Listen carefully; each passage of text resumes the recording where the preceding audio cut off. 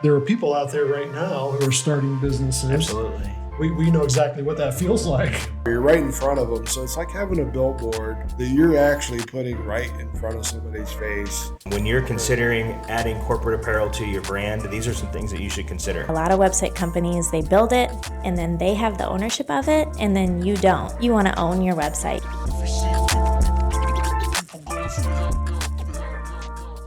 Welcome to the Marketing Compass, your guide to navigating through the dynamic world of marketing and advertising.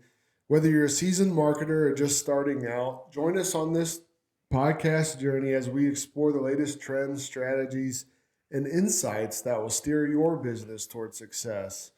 I'm Ryan Sigler, Senior Graphic Designer at Blue River Digital. Today we have with us Garrett McKeever. He is our production manager, and today we are going to focus on vehicle graphics, which Garrett is a certified vehicle graphics installer. And so we're going to get into that immediately.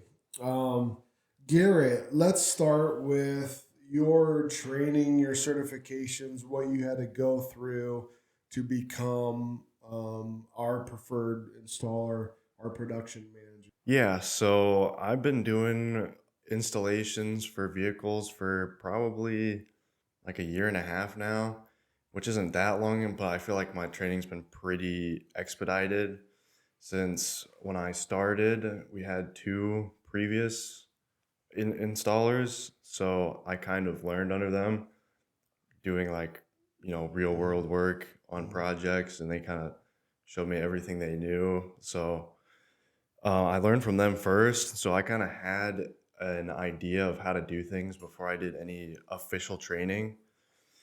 The official training I did, I went to Kansas under a 3M, which is one of the biggest manufacturers for materials for really anything, not just vehicle graphics, but they do make probably one of the best materials for vehicle graphics.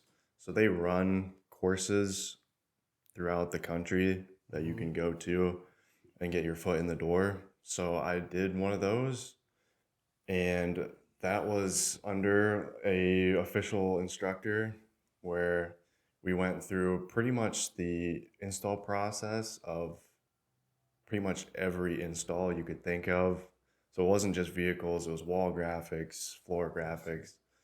So that's what I did, and that so that was kind of where you learn all of the actual processes and stuff. Because once you get the process and techniques down, then it's just a matter of honing in skills with actually hands-on work. Because really you can't get that good until you've actually gone through the process of vehicle after vehicle of actually installations. And then you kind of pick up your own tips and tricks that make the process easier. So you talk about the process. What is kind of the step-by-step process of installing vehicle graphics? Like from start to finish. What's the normal process? Well, really, before you get into any installation or cut graphics, you really want to get a good idea of what you're working with, because when it comes to vehicle graphics, it could be pretty much anything. It could be a car, a truck, a trailer, a pulling tractor, a vehicle topper. I mean, there's so many different things that we've done. So to get you want to get an idea of, walking around the actual thing you're installing, grabbing measurements, Pictures, checking for paint quality, how clean it is, if there's rust on it. So that's really where you start. And then the second step, which doesn't involve me, is design. And then once it gets designed, it comes back to me. And that's when we start actually cutting graphics, printing graphics, depending on the vehicle.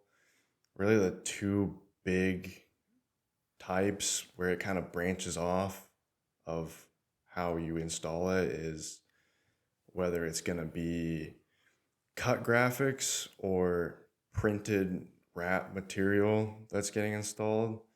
And they have their own two different processes, machines that we use. I'd say probably the most common that we do, just because it's easy, it's cost effective, so it's a really popular route, is cut graphics. So the material is um, it's a thinner, one solid color material that is cut on a vinyl plotter. So I have an example here. This is what it looks like. It's just a standard red color before anything's done to it. This has a pattern cut into it, but you may not be able to see on the camera, but that's what it starts out as. So the client would pick their color, whatever they go with. Usually it's pretty common just to go with black or white if you're keeping it simple. That is actually cut into the backing paper. So once we stick a solid roll of that, usually it comes in like 24, 48 inches onto the vinyl plotter, the design artwork will stick on there. It'll cut the exact shape or logo or design into there. It'll cut just into the vinyl layer. And then we'll go in what's called weeding.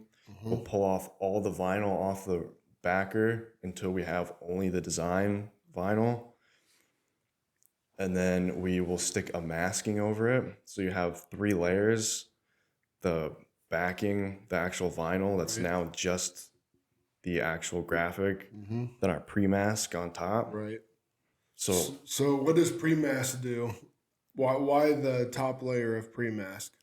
So the pre-mask is kind of what holds it all together, because it's not just one shape. It's, logos have like whole words and stuff, and each one of those is completely separate. Right. So you can't peel it like a sticker and just slap it on there. Yeah. So for those viewing the 16, if you want to grab that, hold that up. So if we were to not use pre-mask, we'd have to pull the one off separate, line it up, center it, put it in its spot, then pull the 6 off, and then the bar if we were going to do that. But pre-mask is a lighter adhesive backed material that allows us to pull the vinyl off on one piece stuck to the pre-mask, and then all we have to do is line up the whole piece of pre-mask on the vehicle, and then we put it down. And the vinyl adhesive is much more aggressive than the pre-mask adhesive. So once we pull the pre-mask off, the vinyl then stays. So that allows us to line it up much easier. Yeah. And it's bigger. This is other than the crease I put through the middle, this is what a completed pre-mask graphic, this is ready to be put on a vehicle. So what are some of the challenges that you run into or you face during installations? I know every vehicle is different. So probably with your experience, each vehicle has its own challenges, but what are some of the most common ones that you might face? That does kind of lead into the next step in the install process, which is a challenge in and of itself, is cleaning. Cleaning might be one of the most important steps, because if you don't get that right, everything you do after that is pretty much useless.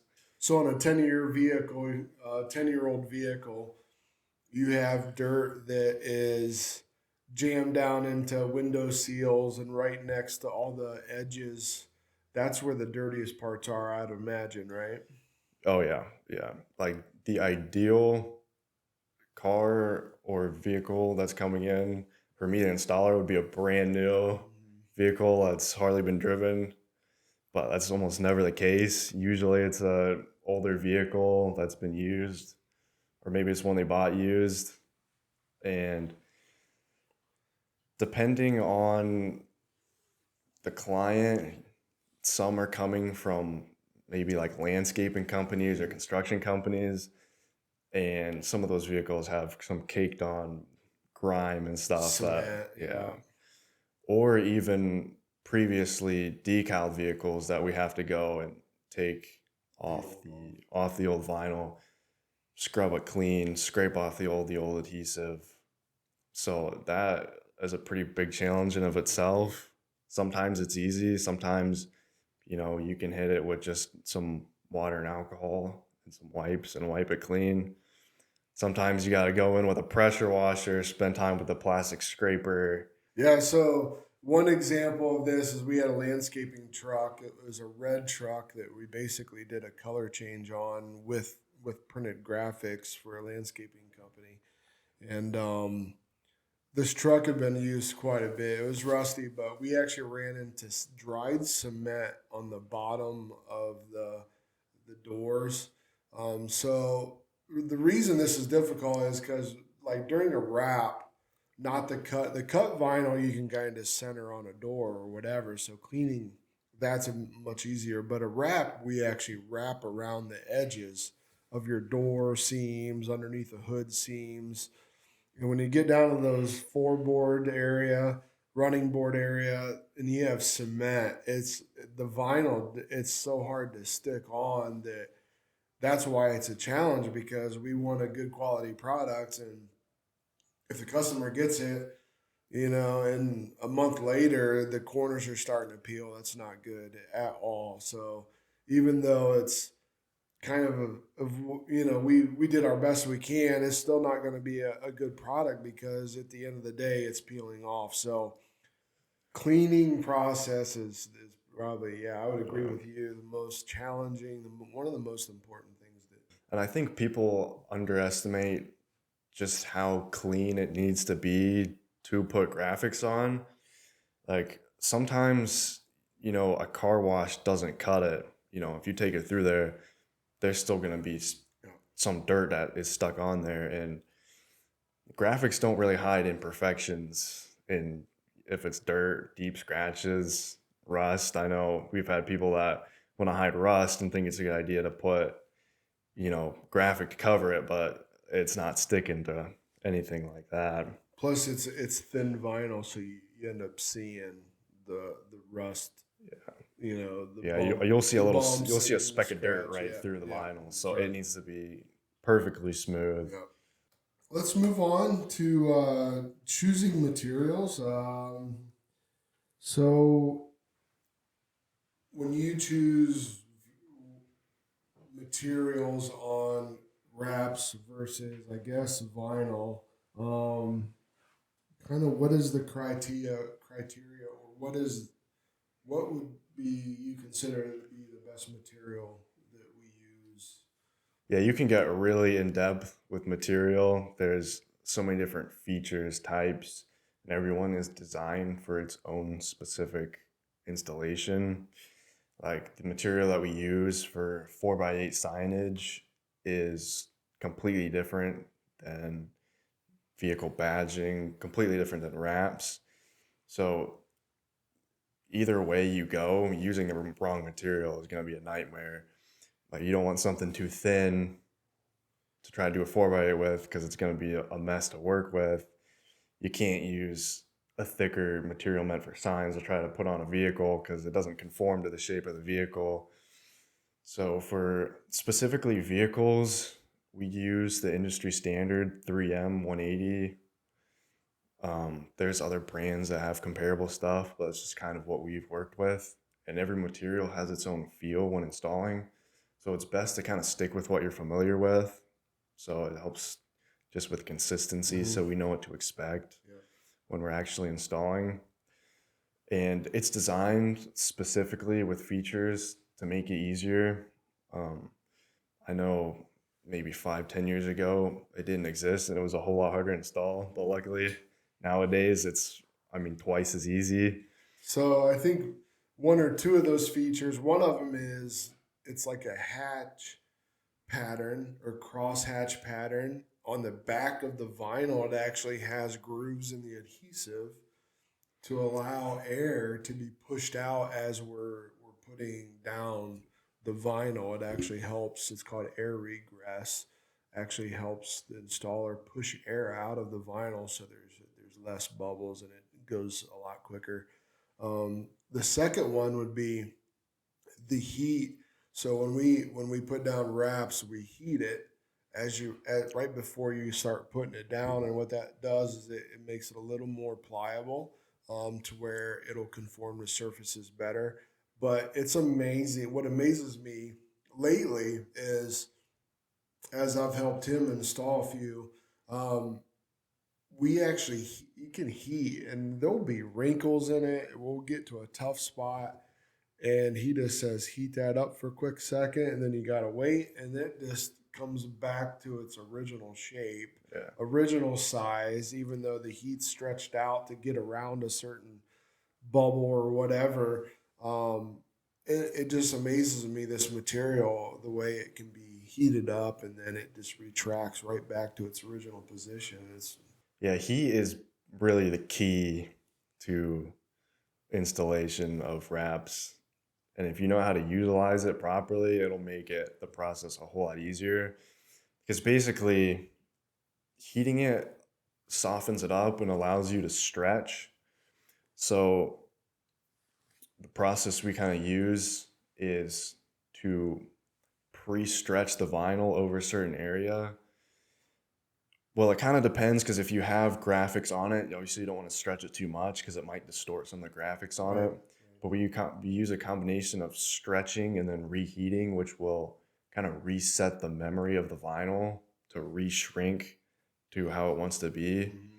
So we gotta go back and forth between heat, stretch, squeegeeing it down, pushing in the recessed areas.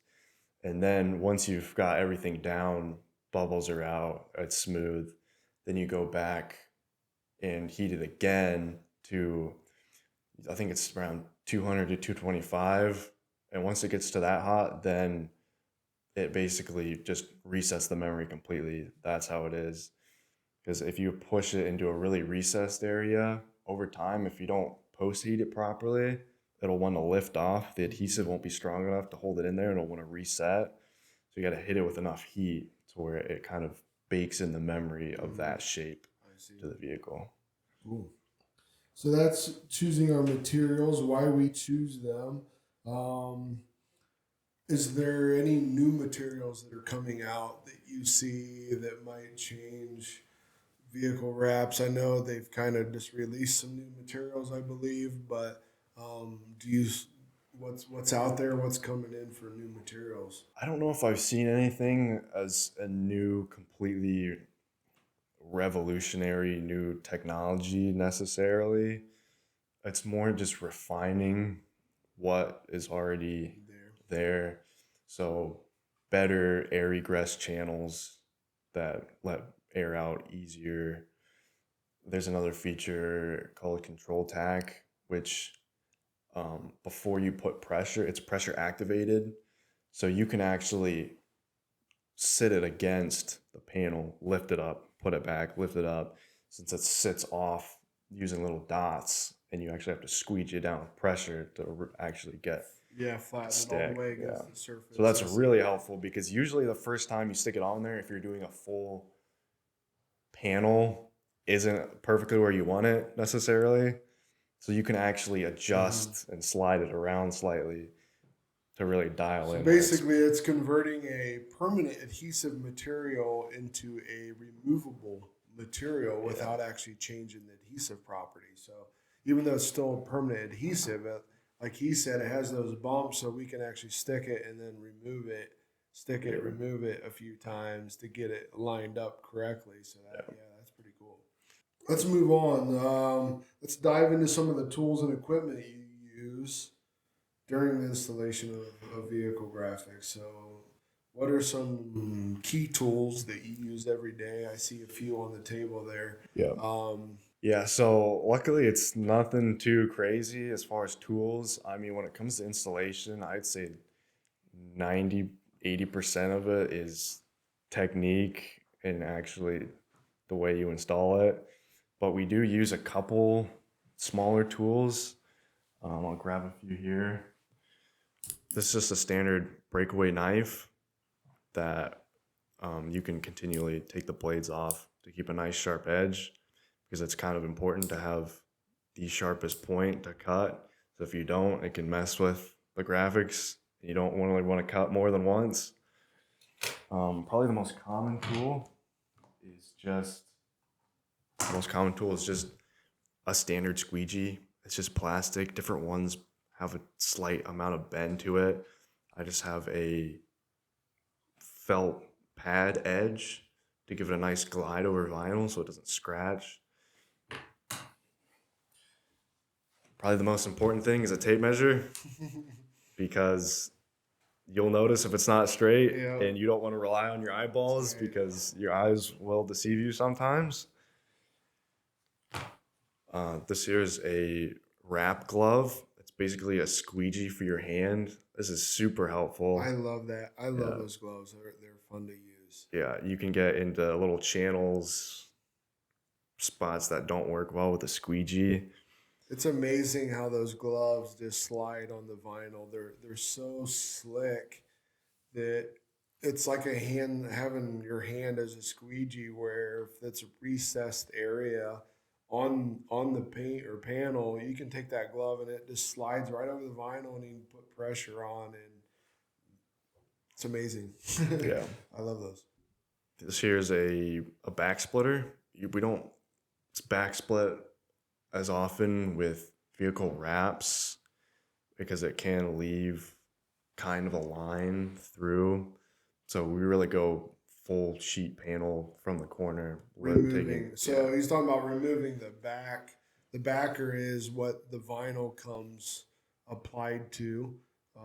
We got to remove that. That reveals the adhesive to put on the vehicle. So that tool allows you to cut the backer in half without actually peeling it from an edge. So we can start from the center of a wide panel, and that thing will tuck underneath the backer, and you can pull it right down the back, right on the middle adhesive, and it splits a line. So that allows us to peel from the middle out, and then we can tack that. Once we have it lined up right, you can tack that center line and then pull your pieces out and then move from the inside out, pushing all the air from the inside to the outside. Yeah, and I'll use that technique more for cut graphics, so I can cut the backing from behind, right, not over the actual vinyl. Right. So it's just the masking. So I'll slice through an empty spot that doesn't have vinyl, so I don't mess with the adhesive on the vinyl with the tool going behind it. Then a hinge from the middle. Then I'll do a half one side, half the other. And it makes it really easy because you can get it stuck down there and in place, so it doesn't shift. And you're working around with a smaller piece and not the whole panel. Yeah, so you kind of break it into sections. Especially on wall graphics. Yeah. Very handy on wall. And sometimes you have really long strips of graphics. Right. That are 8 feet tall, 50 inches wide. Yeah. So doing it as a full sheet, especially if you're one person, can be a challenge. Yeah. Any new tools or tools that you would like to have that you don't have? Any That I new don't? tools that are out? There's always something make your life easier. There's always some little specialty tool that does one specific thing that you don't think you need it until you actually run into that scenario. Usually you can get by with the basics. Right. And you can complete it pretty easily, but there's always some small tool that will make it just that much easier. I do have this is our heat gun that I use for all our materials. It's specifically designed for wraps. It goes up to a super high temperature. It's digital, so I know exactly the temperature that I'm at. This is a game changer compared to using a cheap heat gun that you can pick up from Ace Hardware. Yes. Just a little history. I used to do some graphic install in production. I used to be our production manager 9 years ago, kind of when we started. And I had the cheap version of the heat gun, and Garrett has brought this in, and it is much different.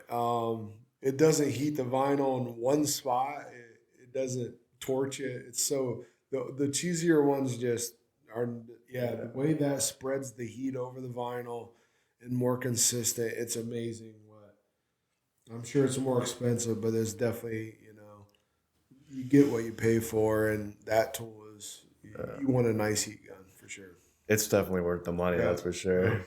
definitely worth getting rid of the headache. Another couple tools that we don't have here is the magnet strips. I have the magnet strip here. You have one here. Let's bring that. I like that tool as well. Unless the vehicle is made out of aluminum, which some are these days. If it's steel panels, then this is a magnet snake. I guess you call it a snake. I mean, I call it a bar, even though it's not much of a bar. Made It's by flexible. Geek Wraps. But we can put a panel up to align instead of taping our graphics on or having multiple magnets all over the place trying to align a panel. That thing you can just throw on, stretch it out as much as you want, fold it. It allows us to put our graphics on a metal surface, and it doesn't move, and you can stretch it across multiple panels. So a lot of times, if we've got 3 or 4 panels wide, we like to put them all up there at once and get them somewhat lined up. And then once we do, we can start installing. But we want to be able to see the whole picture with all the panels up before we start with the first panel. So Yeah, when you're doing badging and smaller stuff, you can tape the edges of the material to the door itself. right. But when you're doing like a full sheet, the edges are just hanging loose, flopping around. So you have nothing to attach it to other than right through the material with a magnet. So it's a game changer. Because we print a little bit larger than the actual frame. Yeah. So plus then you got curves over the top and bottom. So we're now going to move on to some. We're going to take a break shortly, but we're going to move on to longevity and maintenance. So we focus on quality. So after a car install, explain to them how long do they anticipate that to last, and then also how do they take care of it the best way as far as maintaining their new graphics on their vehicle. Yeah, so as far as longevity, it varies pretty wildly between materials. I mean, some materials are designed to only be 2-3 years. The stuff that we use that are meant to last for a long time are between 8 and 10 years of expected life. It changes between vertical and horizontal panels, because horizontal panels, especially if it's out in the sun, really the sun is the major factor on how Right. long vinyl lasts for, because it's the UV that breaks down it over time. So theoretically, if it's sitting in a garage most of its life, it'll last much longer than something that sits out on the driveway and bakes in the sun all day. So the horizontal panels, like the hood, the top, they have a shorter life than vertical panels on the side. I think vertical panels are 8 to 10 years with the 3M 180 that we use. The horizontal stuff, I don't know exactly, but I know it's 2-3 years shorter Okay. than that. So yeah, depending on the material that you use, it can last a long time, and you could probably keep it on longer than that. It's not recommended, because the longer you leave it on, the harder it will be to remove later on, which we've run into a few times where it's been on there way too many years and it's baked on. Yep. Like, you got to use heat, adhesive remover, scrapers, and you got to work at it, because I mean, it'll bond onto the paint if it's on there too long. So how do they maintain? What's the best way to take care of vehicle graphics, if that's a thing? I mean, once they're on there, how would I take care of it? It's pretty straightforward. I mean, it's designed to not hold on to dirt and stuff very easily. So really just regular washes with water will probably get most off. If it's something more stuck on there, a little bit of not super harsh soap and water should remove it just fine. You can use coatings to put over top that help seal it to make it that much easier, but really just water and soap should do the trick. Okay. That takes us to our break.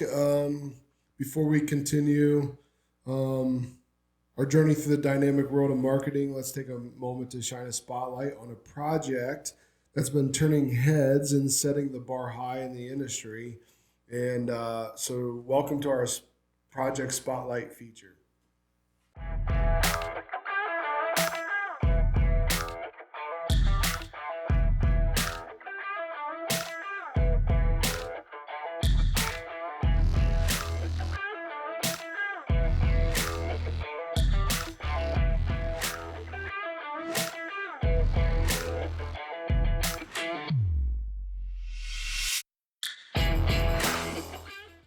Welcome back. We hope you enjoyed our feature segment. On to a question for Ryan. Ryan and a couple of our other designers handle all the design process for vehicle graphics. What are some unique considerations in your overall design process for vehicle graphics compared to other projects that you design for, like business cards or? The considerations we got to take in are basically the client like usually has an idea of what they want in their vehicle graphics.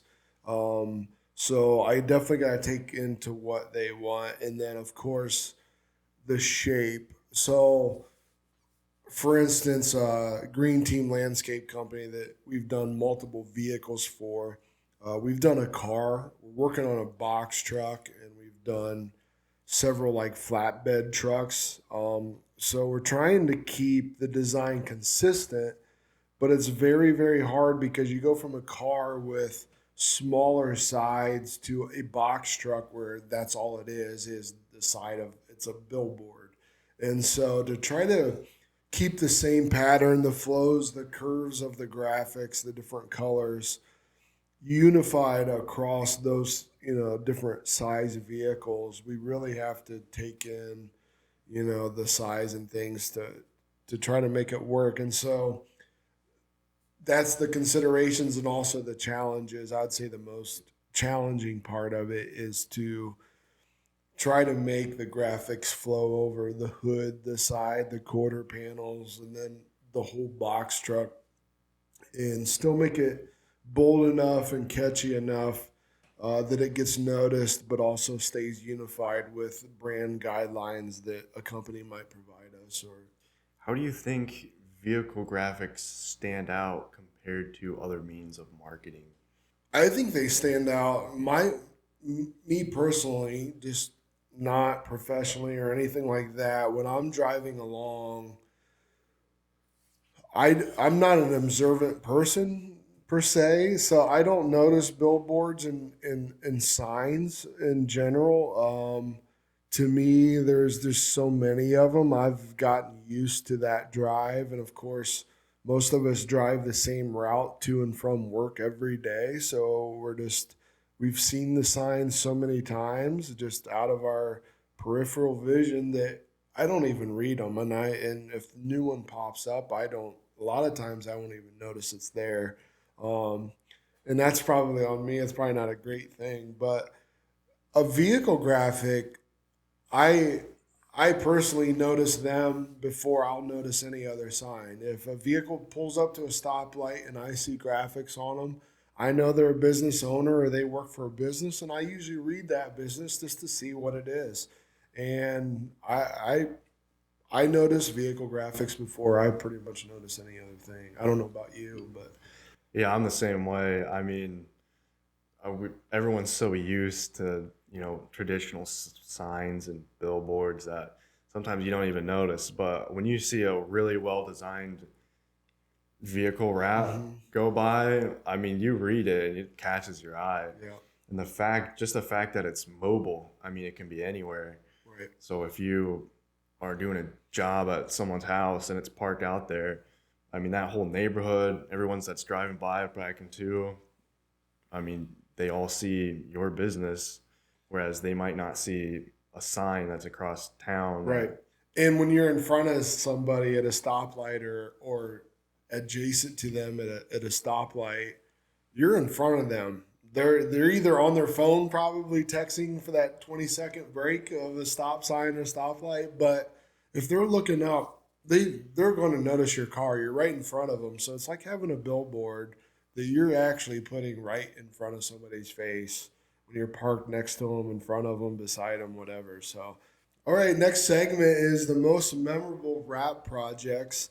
So I'm going to ask Garrett, what's been your 2 favorite wrap projects and what has been some of the most unique after that? So what's your most 2 memorable, and then probably what's the most unique one you've done? Well, I'm gonna be kind of biased to the ones that we've done more recently, just because they're fresh in my memory.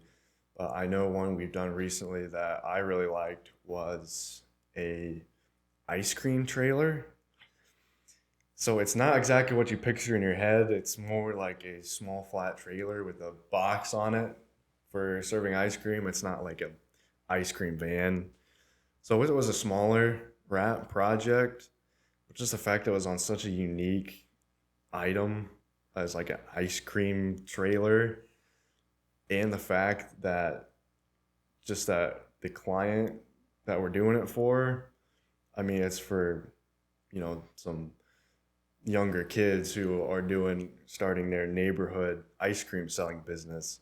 So just the fact that we can do something for that they'll get really excited about, Sure. I think makes it memorable. Just that, it's not just a normal business selling something. That's right. It's a memorable client. Most unique, we did a pulling tractor, a big pulling tractor. It wasn't a full wrap, but that's something that you don't see every day, and you don't put graphics on that often.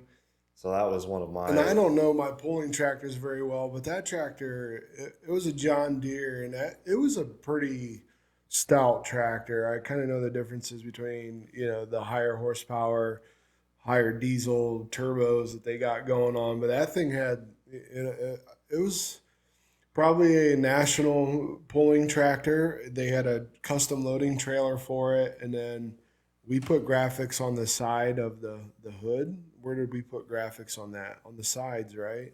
Yeah, it was on the sides. I mean, the way it's shaped, you don't have a ton of room Right. for Yeah. various things. But yeah, definitely a unique project. That's cool. Well, that wraps it up for us here in Marketing Compass podcast. We want to extend our gratitude to our fantastic listeners. We hope you found today's insights valuable and applicable to your own marketing journey.